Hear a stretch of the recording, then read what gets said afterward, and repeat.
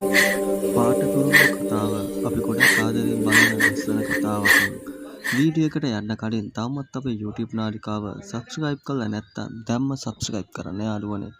ඉතින් කොහොම හරි කෙවිනුයි නිම්නාවි ඉන්න තැනට ඒ කියන්නේ නිම්නාවිලයි ගෙදරට අක්ක සොයන් එනවා. ඒ කියන්නේ කෙල්සි හොයාගෙන එනවා.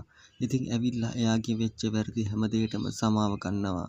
ඉතින් නිම්නාවිටයි කෙල්සිටයි නිම්නාවිටයි කෙවින්ටයි පුදුම හිතෙනවා අක්කා එකපාරටම ගෙදරට ගොඩ වෙනකොට. නමුත් හිතා ගන්න බැරි දෙයක් තමයි සිද්ධ වෙන්නේ. ඉතින් කොහොම වුණත් දෙන්න හොඳ යාළුවෝ වගේ තමයි අන්තිමට කතාවේ අවසානයේ සිද්ධ වෙන්නේ. ඉතින් කොහොමත් කෙවින්ගේ වෙඩින් එක මේ මාසේ අන්තිම වෙද්දී ප්ලෑන් කරලා ඇති කියලා අපිට හිතෙනවා. කතාවේ අවසානයත් අන්න එතන තියේවි. ඉතින් කොහොම වුණත් අපිට ඉදිරි එපිසෝඩ් වලදී නුරාන්ගේ කතාවේ අවසානයත් බලා ගන්න පුළුවන්. නුරාන්ට හිතා ගන්න බැරි දෙයක් තමයි සිද්ධ වෙන්නේ.